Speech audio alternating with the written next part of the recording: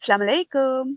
You know, and I know that I haven't posted consistently for a while, but something happened recently on what should have been my 18th wedding anniversary that changed everything.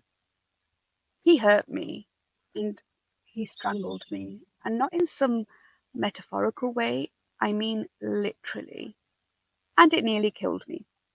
He ended up rupturing an artery in my neck, and I ended up in hospital with monitors, scans, flashbacks, the works. And in that silence, in that shock, the disbelief, I realized that this cannot be my story anymore. And do you know what the craziest thing was? That in that moment, I didn't think about my boys, my family, because not because like I don't love them. I love them with every piece of me, but because I know that Allah has them. The thought that went through my mind was, I haven't finished my to-do list yet. Which sounds so stupid, okay? But what it really meant was, I haven't finished my work of sharing Allah's love with the world. And that is what shook me the most. So here I am now, at a crossroad. Do I go back to work as a teacher?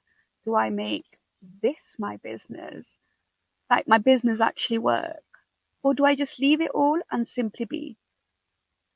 And honestly, I don't have all the answers, but I do know this.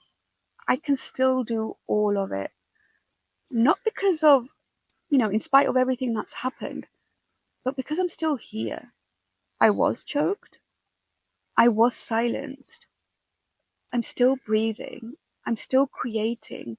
I'm still asking, can I rise from this? And the answer is yes. Yes, I can. I already am.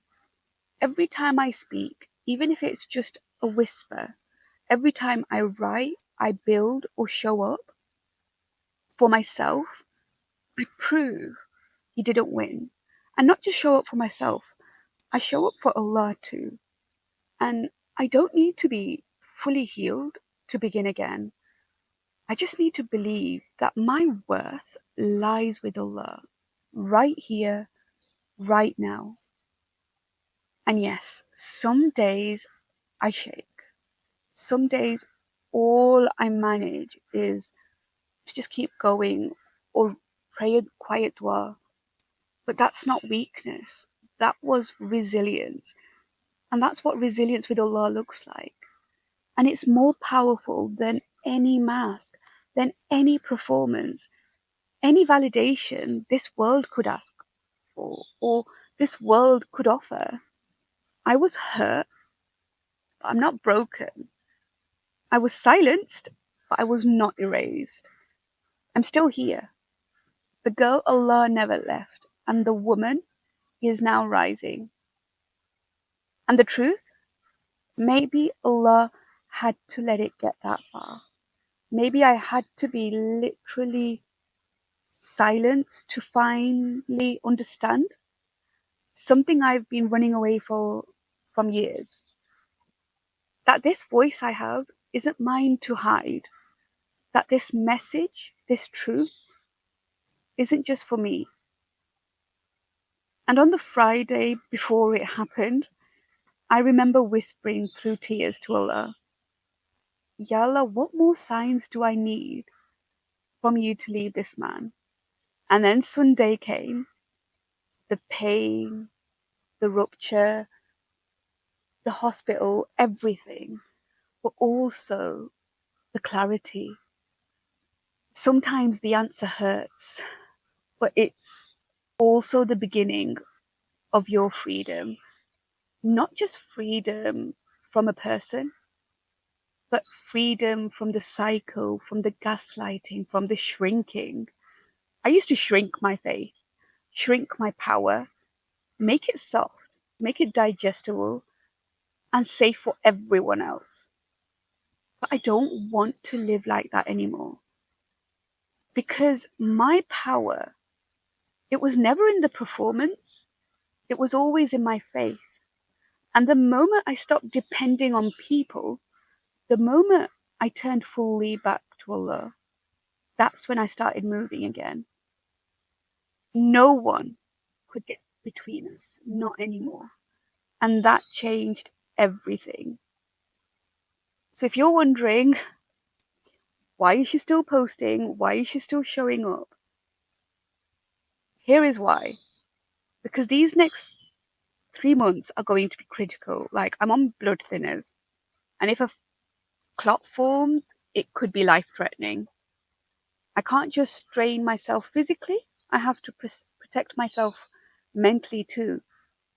And I think maybe I'm not distracting myself with all this. Maybe I'm worried. Worried that if I pass before my time, I won't have done what I was sent here to do. So I'm going to keep on sharing. I'm going to keep on building and keep whispering reminders into the world. Because your relationship with Allah, it's everything. When you build it and you protect it and you prioritize it, nothing can shake you. Even in the chaos, there is joy, there is love, there is beauty. Because before this life, and in this life, and after this life, Allah is always there. And that's the one we've always had. So, yeah, maybe it took nearly my life ending to truly live. But I'm here now, still healing, still speaking, and still remembering that this voice isn't mine to waste. So please keep me in your du'as. And if you're still shrinking, still doubting your voice, let this be your reminder. Your faith is your power. And don't ever let this world make you forget that. Your faith is your power.